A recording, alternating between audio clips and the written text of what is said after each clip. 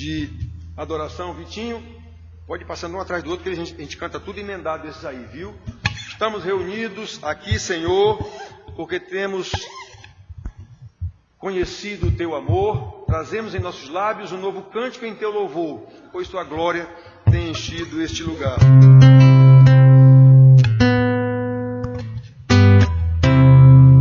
Estamos reunidos aqui, Senhor.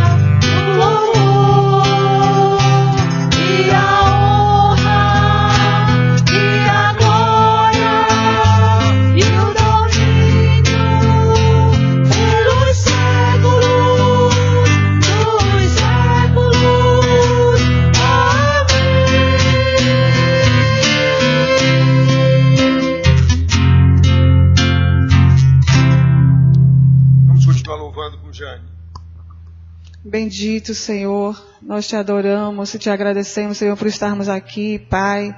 diante a tanta tribulação neste mundo, mas nós estamos aqui, Senhor, para ouvir Tua palavra, Senhor, e para que possamos, Senhor, ter um caminho a seguir, Senhor. Nos ajuda, Pai, nos prepara para o que está por vir. Deus, ajuda-nos que nós entendamos a palavra nesta noite, que possamos colocar em nossos corações, que possamos praticar a Tua palavra como Tu queres, Pai. Senhor, nos ajuda, Senhor. Sede conosco, sede com a Tua igreja, Pai. Os que estão aqui, os que não vieram também, Pai. Tu nos ajuda, Senhor, com a força do Teu Espírito, Senhor, com a Tua graça e a Tua misericórdia. Sede conosco, Pai. É assim que nós te pedimos e já te agradecemos, Pai, pela Tua graça em nossa vida. É assim que eu te agradeço, em nome de Jesus. Amém. Amém, amém. Irmãos, como eu disse antes, nós vamos falar sobre adoração hoje. Leremos um versículo só e vamos buscar outros na Bíblia tratando desse assunto, né? Qual a essência da adoração? O que é adoração? Então nós vamos ler Romanos, capítulo 12, versículo 1. É um texto muito conhecido e várias vezes é pregado nesse texto. Paulo já pregou aqui nesse texto, o presbítero Paulo. Só que ele leu o 1 e o 2, nós vamos ver só o 1. Vamos tratar só da adoração, como Deus requer, o que é preciso, por que nós não chegamos nessa adoração. Romanos 12, versículo 1, diz assim: Rogo-vos, pois, irmãos, pelas misericórdias de Deus, que apresenteis os vossos corpos por sacrifício vivo, santo e agradável a Deus, que é o vosso culto racional. Então, irmãos, pedimos a graça de Deus para a explicação e para o entendimento, de sorte que a gente realmente passe a ter uma visão mais acurada ou mais profunda do que é adoração, porque a gente não chega nessa adoração como Deus ensina. Qual a essência da adoração? Que Deus nos abençoe. Infelizmente, irmãos, muitos dos ditos crentes que estão nas igrejas pensam que adorar é sinônimo de vir para a igreja, todo domingo para a missa ou para o culto. O que dá no mesmo. Os que pensam que adorar a Deus é isso, dá no mesmo. Tanto faz ir adorar numa missa, como vir adorar numa igreja protestante, presbiteriana. Tanto faz. Adorar é vir para a igreja cantar, é vir para a igreja orar, ouvir uma pregação, de preferência agradável a nós. Adorar é mais ou menos isso, é vir para a igreja de domingo e pronto. Como eu já falei tantas vezes aqui, irmãos, cantar, que as pessoas associam logo cantar com adorar, com louvar, é apenas um dos meios de adorar, de louvar a Deus, através de cânticos, através da música. Quem não gosta de música? Muito difícil alguém não gostar de música. E exatamente por isso é o meio mais perigoso, é o meio que Satanás mais age, é nos chamados louvores. Uma vez um rapaz fazendo um trabalho aqui na igreja, estava colocando aquela placa de vidro lá na frente, e o bafo de cana do sujeito estava que eu procurei um limãozinho para tirar o gosto, e não achei. Aí ele sabia que estava na igreja, que eu era pastor. Pastor, eu gosto muito de louvor. Eu digo, é mesmo, rapaz, é. Todo sábado eu vou para o louvor na igreja tal. Eu digo, tá certo. Ele, louvar para ele é ir cantar, é ir ver a coisa bonita. Aquele povo cantando é muito bonito, quem não gosta disso? Então é isso que ele entende como louvor. Então por isso é perigoso, porque a música, ela mexe com a gente, a música mexe com você. Se for uma música lenta, vai deixar você mais calmo. Se for uma música agitada, vai agitar você. Não tem conversa. Não tem conversa, ela mexe com a gente. Então a gente canta os tais louvores sem sequer prestar atenção ao que está dizendo. Eu falei isso aqui no domingo passado ou 2 domingos atrás. Você está cantando e fica tão embevecido pela melodia que você sequer trabalha na sua mente aquilo que está sendo dito na música. Poucas pessoas têm essa capacidade. Dentro das igrejas, poucas. Canta pelo cantar, mas não está meditando naquilo que está cantando. É por isso que há tanta briga nos tais grupos de louvor. Quem trabalha com isso, eu trabalho com isso há muito tempo, Daniel foi presidente de coral, sabe a confusão que dá em coral, porque um quer ser o solo, o outro não, o outro quer a voz dele apareça mais. Então isso é terrível. Eu cantei em coral e me lembro das confusões que dava em coral, porque todo mundo quer ser o bam-bam-bam. O diabo sabe disso, ele sabe que a música mexe com as pessoas. Então, por causa da facilidade de corromper o louvor, a adoração através de cânticos, transformando-os em autolouvação, é que nós vemos os cânticos, tais cânticos gospel. Eu às vezes passo a rádio, ligo a rádio, mas meu Deus, eu escuto um bom pedaço, meu Deus do céu, não houve nenhum louvor verdadeiro aí. Nenhum. Todas essas cantigas que foram cantadas aí são para autolouvação, são para vender CD. Eu consigo perceber quando aquele cantor está cantando com o coração. Ou quando está cantando só para vender CD.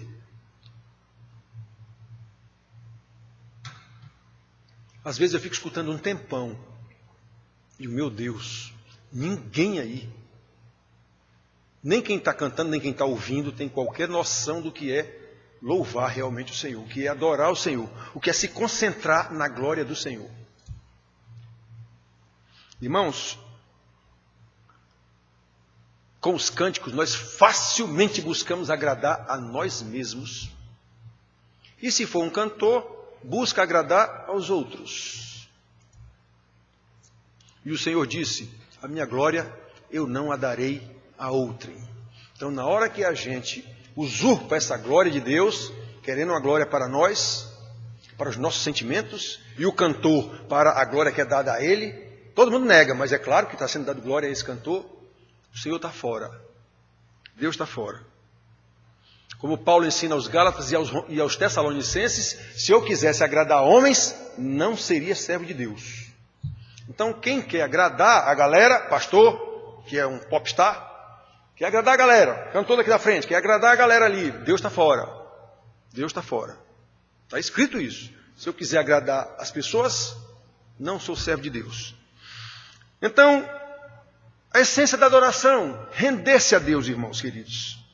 Essa é a essência, como começa a adoração? É você se render a Deus. Eu sei que a palavra rendição, no nosso contexto cultural, tem uma conotação negativa. Quem se rende é quem perdeu. Numa luta ou numa guerra, o que se rendeu ou o que foi rendido, perdeu a luta, perdeu a guerra. Tanto que ele foi rendido pelo outro. Isso aqui, Carlinhos. Obrigado, Carlinhos. Então a palavra rendição, na nossa cultura, render-se, tem uma conotação negativa. Quem se rende é um perdedor. Principalmente numa época em que só se prega vitória, vitória, vitória e mais vitória. Vitória em Cristo, vitória não sei o quê, vitória não sei o quê, vitória não sei o quê. Não dá para falar em que eu tenho que me render. Não há lugar para derrotados com tanta vitória pregada nas igrejas. Porém, como também já explicamos aqui, a cultura do mundo infiltrada na igreja é exatamente o inverso dos ensinamentos das Escrituras Sagradas. Render-se a Deus é sinônimo de vitória e não de derrota. Vimos um Papa dizer que Jesus fracassou na cruz. Meu Deus, ali foi exatamente a vitória dele. Foi exatamente a vitória dele, foi na cruz. Então, render-se a Deus, seguindo o que Jesus mandou, é vitória e não derrota. Eu vi um pastor dizendo, Deus tem que abençoar, se ele não abençoar, ele serve para quê? Um pastor dizendo um negócio desse. Ele serve para quê? Para que eu quero esse Deus, se não for para me abençoar? Eu digo, meu Deus do céu, isso é uma igreja evangélica. Eu vi uma pregação inteira ele dizendo isso. Deus vai abençoar. Não entendeu nada, irmãos. Não entendeu nada. O Salmo 37, versículo 3, 4, 5, está lá. Entrega teus caminhos ao Senhor, confia nele, e o mais ele fará. Irmãos, isso é render-se ao Senhor. Deixe o Senhor dirigir a sua vida. Entregue-se a Ele, faça o que Ele disse. Isso é vitória e não derrota. Isso é render-se a Deus. Isso é adorar aquele que é o meu Deus. Eu sei quem Ele é. Antes de mandar que nos ofereçamos a Deus, Paulo aqui fala no versículo que nós lemos. Nos 11 primeiros capítulos de Romanos, ele está falando de como se deu a salvação. Quem nós éramos? Perdidos. O capítulo 1 mostra lá como nós éramos. Perdidos. Entregues a todo tipo de corrupção e prostituição. E Deus nos salvou. Até o capítulo 11 ele conta como se deu isso. Capítulo 11 ele encerra com aquele grito de louvor, oh, profundidade de riqueza e do conhecimento. Quem é que pode entender um negócio desse? Toda a glória ao Senhor, foi Ele quem fez tudo. Ele perguntou a alguém por acaso? Alguém deu alguma coisa para Ele por acaso? Não, Ele fez tudo, por isso toda a glória, toda a honra, todo louvor a Ele. Aí no 12 ele começa a dizer, agora que nós fomos salvos e entendemos tudo isso, como é que nós devemos viver, do 12 em diante. Então ele começa dizendo aqui, rogo-vos, pois, ou seja, tudo que eu disse para trás, entenderam? Entenderam? Pois muito bem, agora eu rogo a vocês, irmãos, pelas misericórdias de Deus, que apresenteis os vossos corpos por sacrifício vivo, santo e agradável a Deus, que é o vosso culto racional. Então Paulo escreve aqui uma doutrina detalhada da salvação, explica como Deus nos escolheu para a salvação, e por isso mesmo nós devemos nos entregar a Ele. Por amor, porque Ele nos amou primeiro. João diz isso. Nós o amamos porque Ele nos amou primeiro. Está lá em 1 João 4, 9. Então, irmãos, é nisso que consiste a adoração. Paulo estava falando aqui para romanos e havia judeus na igreja, tanto cristãos, judeus como gentios. Então, quando ele fala que nós devemos apresentar nossos corpos por sacrifício vivo, o pessoal, pelo menos o pessoal judeu, entendeu perfeitamente. Eles sabiam que para chegar a Deus na adoração, no templo ainda, tinha que levar um sacrifício de um animal. Agora não, em Cristo não. O sacrifício é você mesmo. Você mesmo tem que se entregar a Deus, render-se a Deus. Nisso consiste a adoração, irmãos, o princípio da adoração, em oferecer-se a Deus. Na nova aliança não tem mais que oferecer sacrifício de animais, o sacrifício é você mesmo. Em lugar de animais, agora temos que oferecer-nos como um sacrifício vivo, através do nosso culto racional, santo e agradável a Deus. Temos ensinado aqui no discipulado quantos versículos citamos e interpretamos e dizemos o que é que esse versículo quer dizer para os irmãos aqui. E todos, quase todos, em qualquer situação vai nessa linha. Temos que estar rendidos ao Senhor, nas mãos do Senhor. Entendida essa mensagem, então nós passamos a adorar a Deus em espírito e em verdade, como Ele determinou. A mulher samaritana, lá em João 4, pergunta, Senhor, o meu povo diz que adorar é no monte, o teu povo diz que é no templo. Qual é? Jesus, minha senhora, o problema não é de geografia, não. O problema não é de lugar, não. Deus quer adoradores que o adorem em espírito e em verdade. Não é mais sacrifício nenhum ir para tal lugar ou ir para tal lugar. Não é mais isso, não, minha senhora. Precisamos cantar na igreja, onde quer que a gente cante. Precisamos falar com alguém o que temos em mente o tempo todo, o que está no nosso coração o tempo todo. Como Paulo diz em 1 Coríntios 11, 15, que nós temos que fazer isso com a mente do Senhor. Lá em Coríntios ele diz, agora nós temos a mente de Cristo. Então nós temos que fazer isso oferecendo a Deus um culto racional. Eu sei o que eu não vim aqui para um culto, eu sou o culto. Eu tenho dito para vocês tantas vezes aqui, irmão, se você sair de casa dizendo eu vou para o culto, fique em casa. Eu sou o culto. Onde eu estiver, eu sou um culto a Deus. Aqui é um culto corporativo. Aqui eu venho reunir com os meus irmãos para que a gente se edifique mutuamente através das conversas ali fora, do cafezinho, das orações, dos cânticos, com a mente no Senhor. E não com a mente em se eu estou cantando bonito, se não está, se está saindo bonito, se não está. Eu gosto dessa música, eu adoro essa música.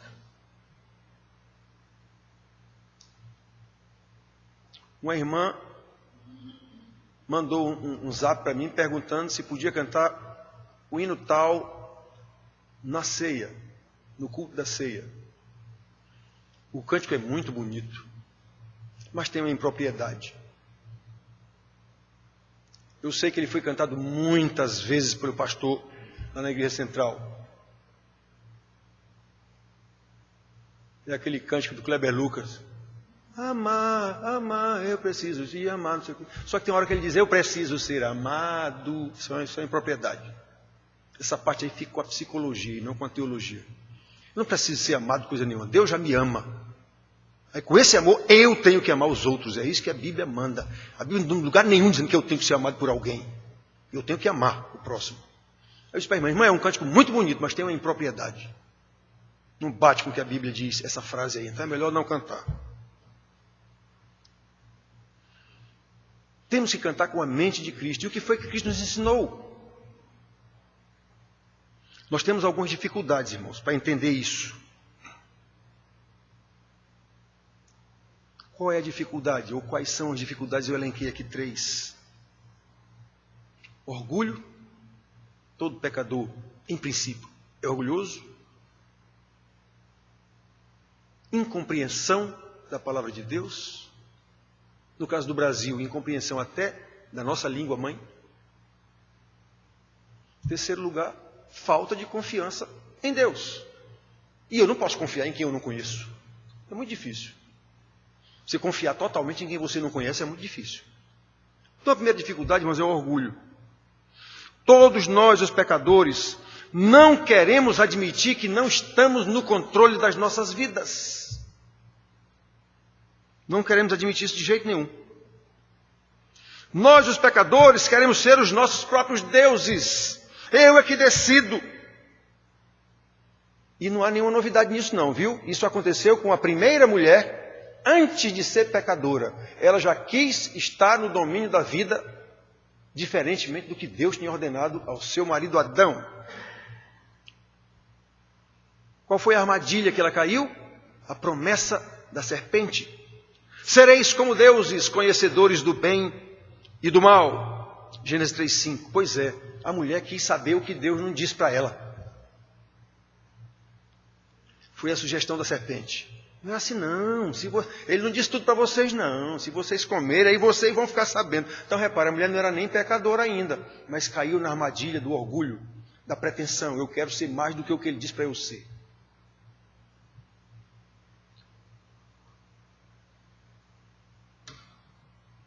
Imaginem nós que já somos pecadores, já nascemos pecadores. É isso que causa tanto estresse em nós, irmãos. Queremos ser deuses das nossas próprias vidas. Na verdade, nós só aceitamos a nossa humanidade intelectualmente, mas não emocionalmente ou com conhecimento. É por isso que não nos conformamos em ser o que somos, não nos conformamos em ter o que temos.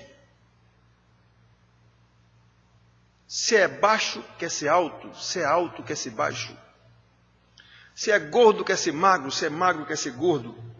Se é branco, admira os pretos, se é preto, admira os brancos. Se é rico, reclama, eu preferia viver de forma simples, às vezes até isso acontece. Se é pobre, quer porque quer ser rico, até porque é estimulado o tempo inteiro que tem que ser rico, tem que ser rico. Demonstramos claramente a nossa insatisfação com aquilo que Deus fez em nós. Foi Ele que nos fez. Ele me fez assim. Ele me colocou aqui. Eu tenho o que Ele me deu. Eu quero ter mais do que isso. Eu não quero ser isso, eu quero ser assim. Eu não quero estar onde eu estou. Eu quero estar onde eu quero estar e não onde Deus me botou. É assim, irmãos, que nós somos. Isso é orgulho. Isso é orgulho. Eu quero mudar alguma coisa, não está bom. Deus errou. Ele não soube me fazer do jeito que eu tenho que ser. Somos nossos próprios deuses.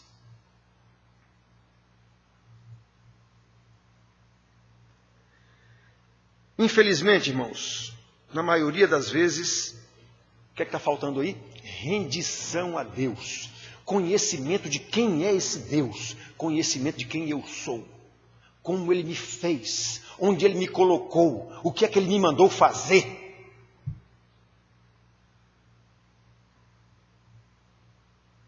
garanto para vocês, tem muito pouca gente dentro de qualquer igreja com esse conhecimento.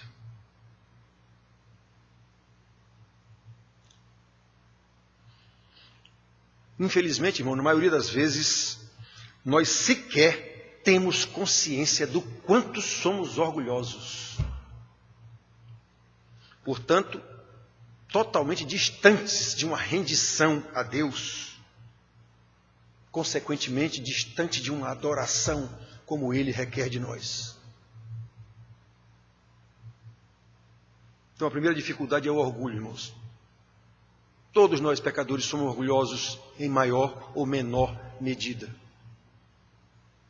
A segunda dificuldade é a falta de compreensão do termo rendição. No início eu já disse, rendição, no nosso país, na nossa cultura, é sinônimo de derrota. Bom, então nós não nos rendemos a ninguém, nem mesmo a Deus. Não lhe prestamos uma verdadeira adoração, porque sequer sabemos o que significa render-se a Deus. Render-se a Deus não é a mesma coisa que resignação passiva. Não, eu vou ter que fazer isso, Deus mandou, eu vou ter que fazer isso. Eu tenho que me conformar. Não é bem assim também. É exatamente o contrário. Render-se a Deus significa obedecer. Eu tenho força em Deus para obedecer, para fazer isso que eu não teria de jeito nenhum, se fosse por mim mesmo. Eu lembro que uma vez uma jovem queria ir para uma festa dessas aí. Eu lembro até que era o conjunto na época. Era aquele paraibano, o Herbert Viana, Paralama do Sucesso. Queria ir e o ambiente não era adequado. Não digo que você não possa ver um conjunto, o ambiente não era adequado. Mas eu tenho que ir. Minha filha, por que você tem que ir? Minhas colegas todas vão e ficam dizendo que a minha religião me proíbe, eu sou escravo. Eu digo, não, diga para elas que escravas são elas. Diga a elas que você tem poder para ir e tem poder para não ir. Você tem poder para decidir isso, elas não têm. Elas vão de qualquer jeito ou morrem. Pois é, diga para elas que as escravas são elas e não você. Então, irmãos, sacrificar a nossa vontade, é isso que o homem está falando aqui. Em sacrifício vivo, culto racional. Significa sofrer a fim de mudar o que precisa ser mudado. Tem que sofrer para mudar o que precisa ser mudado. Eu estou muito bem com esse status quo, do jeito que está indo, eu estou bem. Pois é, mas eu sei que tem que mudar. Pois essa mudança vai levar a sofrimentos terríveis às vezes. Contra filhos dá problema. O filho é habituado a viver de um jeito, tem que viver do jeito que Deus mandou, pois agora vai arrebentar o que for aqui, mas vai ter que fazer como Deus mandou. Quem é que quer passar por esse sofrimento? Ninguém. É muito melhor ficar com o meu orgulho de ser meu próprio Deus. Eu sei como é que eu comando minha casa e não Deus.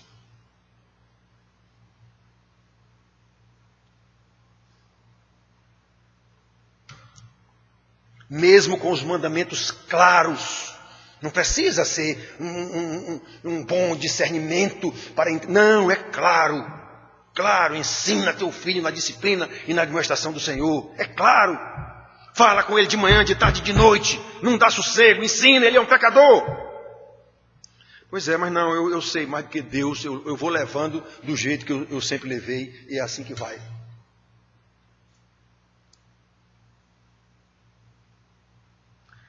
Olha, irmãos, nós precisamos mudar o que precisa ser mudado de acordo com a palavra de Deus. Com mentes transformadas por essa palavra. Não esqueçam. Aquele mandamento que tem lá em Deuteronômio 6, que ele diz para ensinar o filho de manhã, de tarde, de noite, bota no braço, bota na testa, bota no umbral da porta. Antes tem um versículozinho que às vezes passa batido. Está escrito lá, ouve Israel, estas palavras estarão no teu coração. Deus é o Senhor. É a partir daí que você vai poder meter na cabeça do seu filho, escrever na mão, no braço, na testa, na porta. Se essa palavra não estiver no seu coração, você não terá condição de ensinar coisa nenhuma. Ninguém dá o que não tem. Então repare aqui, ó. Depois que eu estiver com a minha mente mudada pela palavra de Deus, aí eu tenho condição. Aí eu tenho condição. Com mentes transformadas, na plenitude da nossa capacidade intelectual, raciocínio lógico. Foi Ele que nos concedeu tudo isso. Pois é, agora Ele vai me conceder força para mudar minha vontade. Eu sei o que é que eu tenho que fazer, está aqui o que Deus mandou. Eu sei como eu tenho que fazer, está aqui como Deus mandou. Mas a minha arrogância, o meu orgulho, não, eu vou levando do jeito que não pode. Se a minha mente já foi mudada pela palavra, preste atenção, irmãos, rogo-vos pelas misericórdias de Deus, que apresentei vossos corpos por sacrifício vivo, que é o vosso culto racional. No segundo versículo que nós vamos entrar, ele diz, mudando a mente de vocês pela palavra. Transformai-vos pela renovação da mente. Não vamos entrar nesse aspecto, mas só dizendo para vocês, eu preciso estar no Senhor, com o Senhor. Aí sim, eu tenho condição de enfrentar o que for preciso para educar meus filhos, mesmo contra as leis do nosso país, corrupto e prostituído. Que agora todo mundo tem que ser homossexual, todo mundo tem que ser gay, é lei praticamente. Pois é, nós precisamos saber o que é que nós temos que ensinar aos nossos filhos. Como ensinar? Ainda que eles não queiram, e não querem mesmo não, eles são pecadores. Ainda não convertidos. Na grande maioria dos casos. Render-se a Deus, irmãos, significa submissão total à sua vontade. Como fez Noé. Lembram da história de Noé? Passou 120 anos construindo uma arca.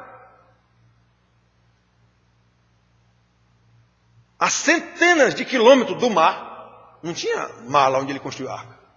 Então, é doido. E ele pregando, Deus mandou ele pregar ao povo arrependimento. Vai cair um dilúvio. Que é dilúvio? Não tinha chuva naquele tempo. Lá está dito que a terra era regada por um orvalho que subia do chão. Não tinha chovido. E Noé pregando lá, Deus vai derramar água do céu, vai inundar tudo. Isso é doido. Uma arca, 100 não sei quantos quilômetros de distância do mar, é um doido. Pois é, ele fez a vontade de Deus, mesmo sendo ridicularizado por todo mundo. Como fez Abraão, um homem como outro qualquer, vivia da sua profissão, a profissão do pai normalmente, como outro qualquer. O pai era fazedor de santos, de imagens. Pois é, Deus o chamou para ir para um lugar que ele não sabia onde era, não sabia o rumo, mandou ele sair, vai para um lugar que eu te mostrarei. E ele foi. E ele foi. Como fez José do Egito, ainda rapazinho, que confiou nos propósitos de Deus, mesmo sem saber que rumo tomaria a sua vida. Traído pelos irmãos, vendido como escravo. Mas ele sabia que Deus tinha um trabalho para ele, uma missão para ele. E chegou a entender tão completamente que disse aos irmãos, não foram vocês que fizeram tudo o que foi feito. Vocês foram só instrumento de Deus. Deus tinha providenciado tudo isso. Como fez Maria, mãe de Jesus. Moça, jovem donzela, correndo o risco de ser acusada de adultério, de ser morta apedrejada, apareceu grávida, sem ter um marido casado ainda. Já estava desposada de José, mas ainda não tinham juntado os panos, como a gente diz. Ainda não tinha sido feito o casamento. Pois é, me aparece grávida, era morta apedrejada.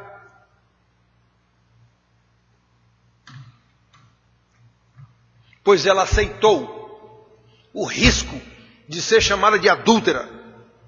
Aceitou a maternidade de Jesus, conforme o anjo lhe falou. E não hesitou em dizer, aqui está a serva do Senhor, que se cumpra em mim conforme a sua palavra. Lucas 1,38. Isso é que é rendição a Deus. Daí a condição de uma adoração como Deus requer. O anjo que mandou Maria aceitar essa gravidez, não disse para ela, olha, nós já avisamos o teu marido e ele está tudo certo. Não. José, na verdade, quando soube que ela estava grávida, intentou ir embora. Porque ele era um homem justo, não queria que acontecesse com a mulher dele o que ia acontecer, intentou ir embora. Aí o anjo apareceu para ele dizendo, não vai para canto nenhum. Assume a tua mulher. O filho que ela está esperando é do Espírito Santo. Aí José ficou lá. Então repare o que é render-se a Deus.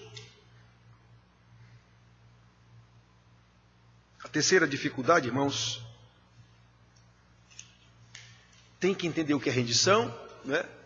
E a terceira dificuldade é a desconfiança. Ora, eu já disse, como é que eu vou confiar em quem eu não confio? Em quem eu não conheço? Eu confio porque a igreja diz para confiar, não sei o quê, mas na hora H, não. Até Abraão, o que já foi citado aqui também como homem de fé, chegou a desconfiar de Deus. Na hora da história da mulher dele, muito bonita, chegou lá com o rei. Esqueci agora o nome do rei. Muito bem. Mas com medo de o rei, para ficar com a mulher dele, que era muito bonita, era natural, inclusive, isso mata o camarada. Até Davi fez isso. Mata o camarada para ficar com a mulher dele. Mentiu.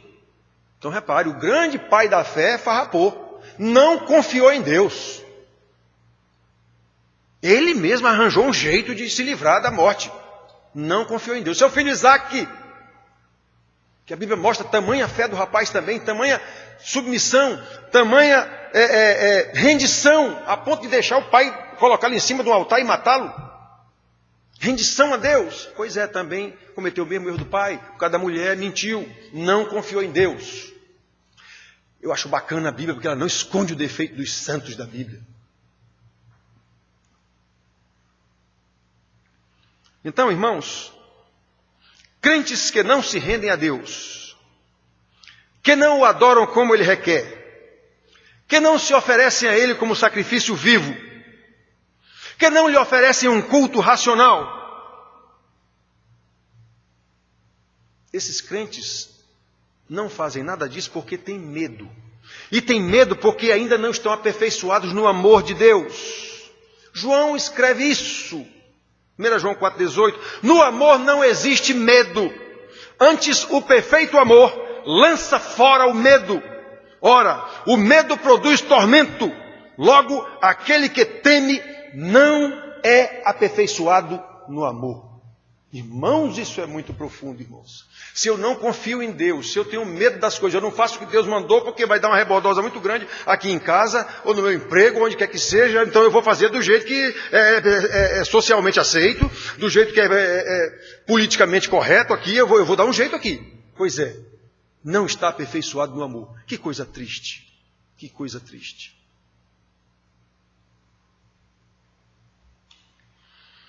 Nós precisamos saber, irmãos, que quanto mais conhecemos a Deus, quanto mais aperfeiçoados nós somos em seu amor, mais fácil será nos rendermos a Ele. Deus nos ama, sabemos disso. Gostamos tanto de ouvir, Jesus te ama. Ai, que bacana. Você sabe o que quer dizer isso? Não, apenas a frase, Jesus te ama, só isso. Então, quando a gente se aperfeiçoa no Senhor, a gente sabe o que realmente quer dizer isso. Nós constatamos isso na Bíblia, claramente, não porque alguém me disse isso.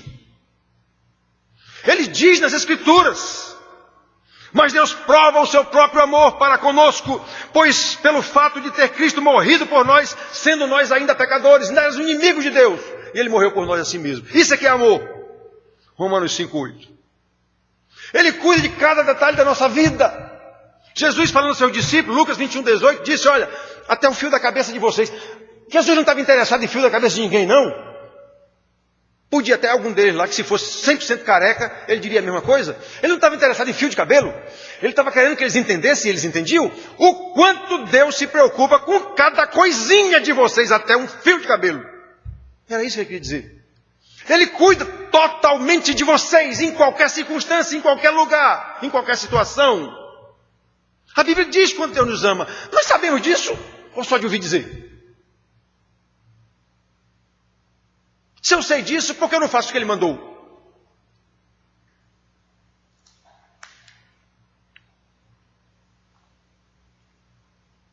Se eu sei disso, por que eu não me ofereço totalmente a Deus como fez Maria? Como fez José, como fez Abraão, como fez Noé. Disposto a assumir qualquer que seja a contingência que vier em função da minha decisão de me render ao meu Deus.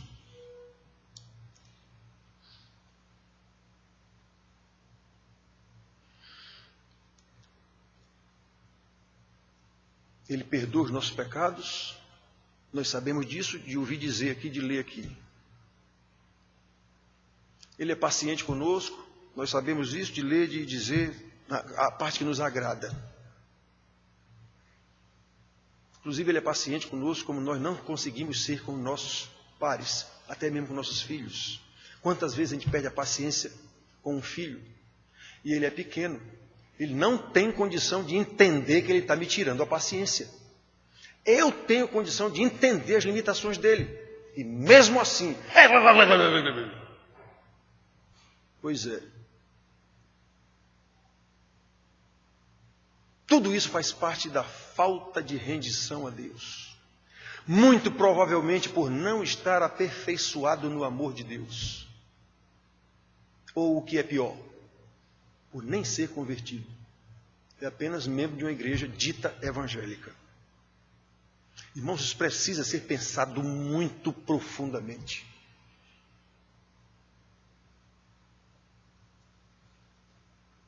Isso é preciso ser pensado muito profundamente.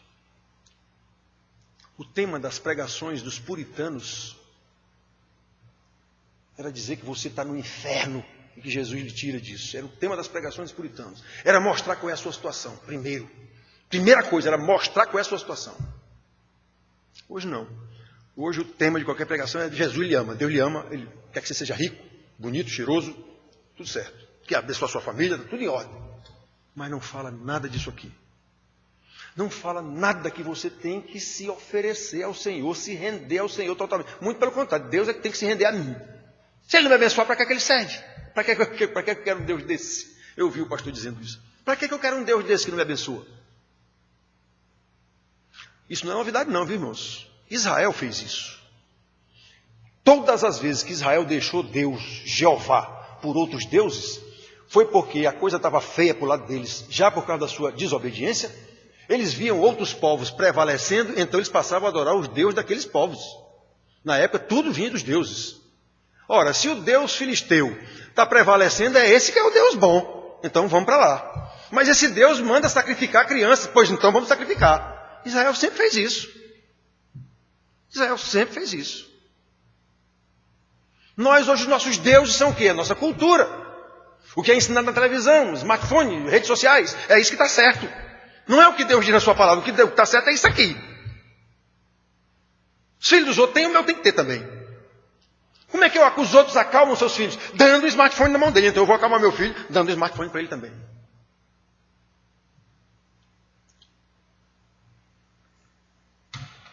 Como é que os outros evitam uma verdadeira guerra civil dentro de casa? Deixando o meu filho ir para todo canto. O filho deles ir para todo canto. O meu vê isso. Aí o meu quer também. Aí eu, para não enfrentar essa guerra dentro de casa, submetido ao Senhor, eu resolvo no meu orgulho, eu sei mais do que Deus. Então vá, meu filho, pode ir, não tem problema não.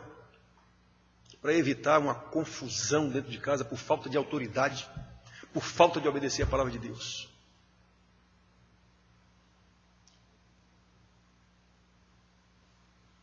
Isso que eu estou falando, vocês sabem que tem vários casos aqui na igreja nessa situação. Vocês sabem disso. Não confio no Senhor. Repito, por que não confio? Porque não o conheço direito. Não estou aperfeiçoado no seu amor. Não me rendo a Ele coisa nenhuma. Irmãos, Deus disse para Israel, naquela situação, eu é que sei os planos que eu tenho para vocês. Por que vocês estão me abandonando para outros deuses? Eu sei o que é bom para vocês. Jeremias 29:11. Vamos fazer o que Deus mandou. Vai dar certo. Ainda que dê errado socialmente falando, culturalmente falando, vai dar certo. Se Deus mandou, faça, renda-se ao Senhor, faça o que Ele mandou. Não podemos ter medo, não podemos ter falta de desconfiança para nos render a um Deus tão maravilhoso quando nós sabemos o que Ele fez por nós. É por isso que a Velho Testamento manda o tempo todo, ensine a seus filhos as maravilhas que Deus fez. Aí eles vão confiar nesse Deus. Como não é ensinado para os filhos, eles veem o Deus dos filisteus, o que é que estão fazendo, vamos fazer o que estão fazendo também?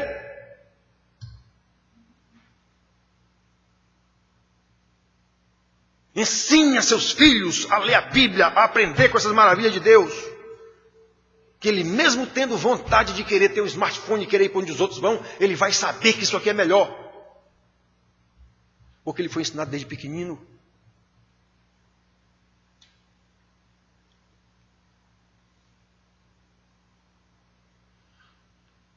Eu já disse para vocês aqui, irmão, eu vou dizer de novo. Na minha vida de velho, 63 anos, eu só conheci 2 irmãos dentro da nossa igreja. Conheci, que eu digo que tive intimidade com eles e convivi com eles. 2 em 63 anos de igreja presbiteriana. Eu só conheci 2 irmãos. Na verdade 3, porque um fazia parte da família do outro.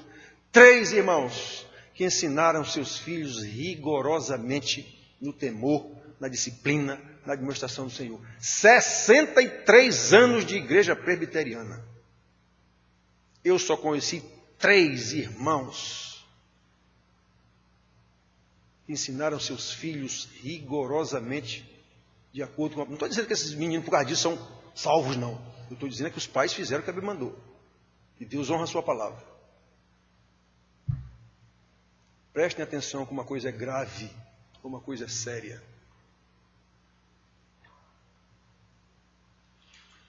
As igrejas que a gente pensa que todo pastor é crente, é não, irmãos. É não. É não. Na verdade, poucos são crentes. Poucos. Aí a história de Israel para contar.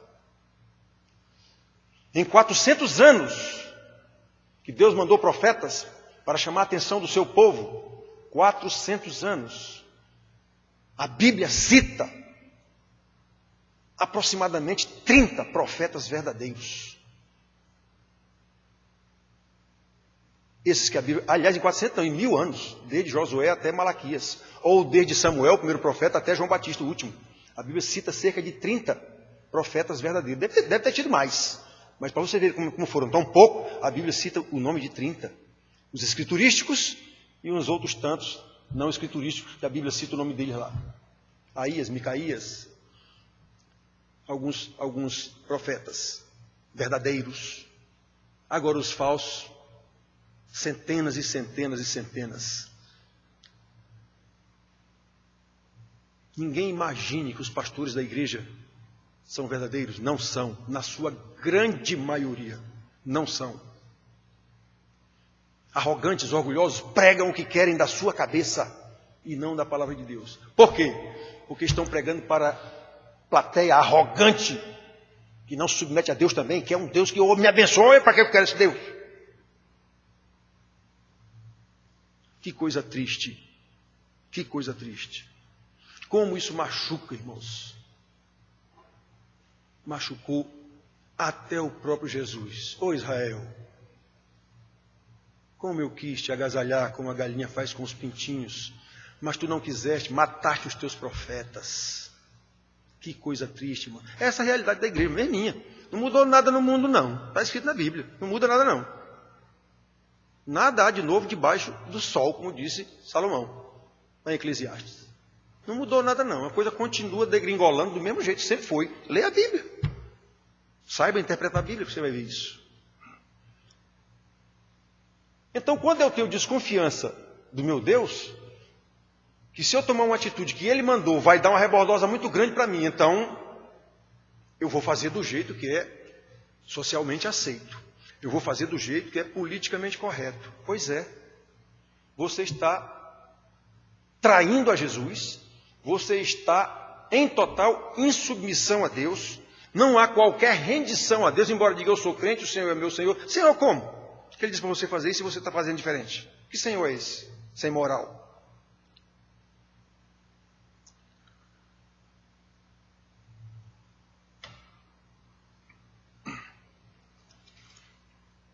Somente quando conhecemos a Deus, irmãos, e a nossa igrejinha aqui bate nisso direto. Pastor e presbíteros no ensino.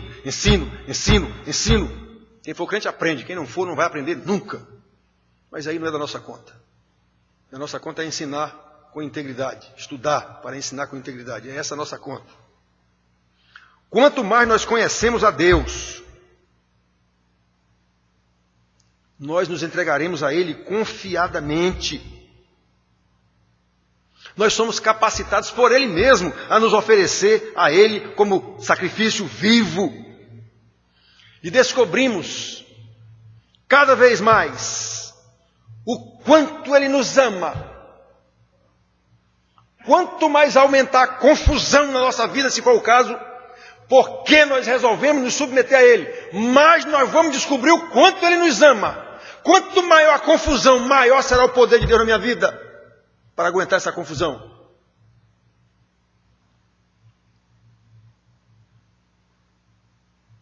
Quanto mais nós conhecemos o nosso Senhor, mais descobrimos o quanto Ele é nosso amigo. Jesus disse isso: sois meus amigos se fizerdes o que eu vos mando. Pois é, faça o que Ele manda e você vai ver o quanto Ele é seu amigo. Nosso Salvador e Senhor verdadeiro. Aquele que nos concede todas as coisas de que necessitamos. E não aquilo que nós inventamos que devemos ter, porque eu vi na televisão. Fulano tem, eu quero ter também. Lembra? Foi dito, Deus errou. Eu nasci pobre. Eu estou morando num apartamento muito apertado. Eu tenho que ir para um apartamento muito maior. Ou eu moro na rua tal. Essa rua não é boa. Eu tenho que estar na rua tal. Eu tenho que morar, é muito longe para ir, eu tenho que estar mais perto. Deus é quem sabe e não você. Irmãos queridos, pessoas usadas por Deus são exatamente aquelas que se entregam a Ele, que se rendem a Ele incondicionalmente, como fizeram Noé, repito, Abraão, José, Maria, tantos outros servos de Deus, Paulo. Mesmo que tenham rejeitado em princípio, como foi o caso de Moisés. Rejeitado não, resistido. Então, as pessoas que se rendem a Deus são as únicas capacitadas a lhe oferecer um culto em adoração verdadeira, um culto racional. Eu sei em quem tenho crido. E sei que Ele é poderoso para resolver qualquer parada que se me apresente por causa dessa minha decisão de me render a Ele. Como Paulo ensina. Estou bem certo que Ele é poderoso para me levar até o dia final. Cantamos aqui o cântico. Então, irmãos, a ordem é, lemos aqui: apresenteis os vossos corpos por sacrifício vivo, santo e agradável a Deus, que é o vosso culto racional. Se nós quisermos ser verdadeiros adoradores de Deus, o início de tudo é exatamente a nossa rendição total a Ele. Devemos entregar tudo a Deus. O arrependimento das nossas coisas erradas do passado, que isso não seja um peso a você carregar nas costas, o inimigo vai estar lhe acusando o tempo todo. Ah, você é santo agora? É, mas tu lembra do que tu fizeste? Fiz, não é que não, fiz, mas o meu Senhor Jesus já tomou conta disso. Pode sair para lá. O Senhor Jesus já cravou isso na cruz. Como é que se vence o diabo? Com a palavra, como Jesus venceu. Ele vai lhe acusar. Pois é, tu é metido a santarrão agora, mas tu lembra que tu fizeste tal? Fiz, mas já fui perdoado disso. Meu Senhor Jesus já me perdoou. Precisamos entregar tudo a Ele, irmãos. Coisas erradas do passado, problemas do presente, planos para o futuro. Esses planos têm que ser feitos com Deus. Eu tenho que entender quais são os planos de Deus para a minha vida, e não eu fazer planos e depois pedir para Deus abençoar. Não é assim. Assim você é o Deus e Ele é quem está lhe servindo. Faça planos já com o Senhor. Consulte o irmão mais experiente, o pastor, o presbítero. Irmão, eu estou pensando em fazer isso, o que é que o senhor acha?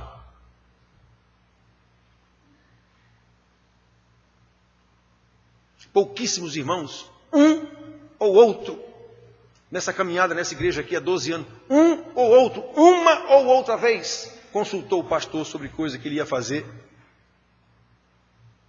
Houve casos em que o pastor disse: não faça, vai acontecer isso, isso e isso se você fizer. Ele fez e aconteceu isso, isso e isso. Houve casos em que o pastor disse: faça isso, a pessoa fez. e se deu bem, e Deus acalmou seu coração, e Deus providenciou no tempo certo o que deveria ser feito, sempre orientada, sempre perguntando ao pastor.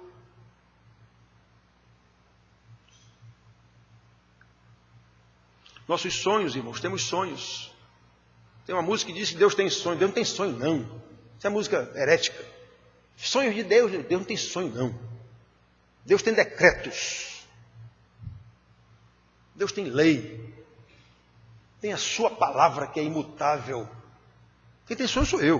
Então eu tenho que entregar a Deus meus sonhos. Senhor, esse sonho, será que pode se transformar em realidade? O Senhor está comigo nesse negócio? A gente vê na Bíblia algumas vezes que Israel foi derrotado porque não consultou o Senhor. Está lá, Israel não consultou o Senhor, pois perderam. Alegrias, nossas alegrias são postas diante de Deus. Essa alegria, o motivo pelo qual eu estou alegre, é dádiva de Deus. Foi para isso que Deus instituiu as festas de Israel. Não foi simplesmente para fazer festão e ficar embriagado. Não, festejem a Páscoa para lembrar como foi que eu tirei vocês do Egito. Festejem o Pentecoste, a colheita, para lembrar que sou eu que dou isso para vocês. A alegria é no Senhor, não é em mim mesmo, não. Cantando músicas que agradam a mim, dizendo que estou louvando a Deus. De igual modo, entreguemos a Deus nossas tristezas. Veja nos Salmos, quantas vezes o salmista entrega a Deus suas tristezas, suas decepções, suas derrotas. Nossos medos, não podemos viver reféns do medo. Quem vive com medo não é aperfeiçoado no amor, já lemos aqui. Nossas mágoas. Senhor, estou magoado, me abençoe e me ajuda, eu não posso levar mágoa. E nós sabemos que nós temos às vezes.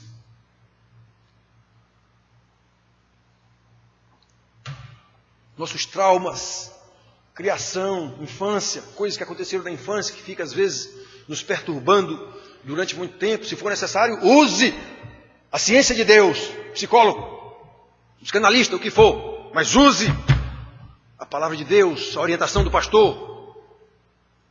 Não existe a história de culto de libertação, não existe isso não, irmãos. Isso é heresia. Quem está em Cristo é livre. Eu só tenho que entender quem é esse meu Deus, como é que eu devo andar agora no poder do Senhor. Só isso. Tudo, irmãos, tudo deve ser colocado diante do Senhor, aos pés do Senhor. E deixemos que Ele cuide de tudo, em nós e através de nós. Repetindo, lancemos fora o orgulho, humilhemo-nos diante do Senhor. Busquemos compreender qual é a vontade de Deus, pelo estudo diligente da sua palavra, não há outro jeito. E lancemos fora a desconfiança, o medo, porque confiamos totalmente no Deus que nós conhecemos, conforme Ele mesmo nos revelou. Somente assim poderemos adorá-lo na forma requerida por Ele, oferecendo-lhe um culto racional, em que nós mesmos somos oferecidos em sacrifício vivo, santo e agradável a Deus, como o homem de Deus aqui determina para louvor da sua glória. Amém.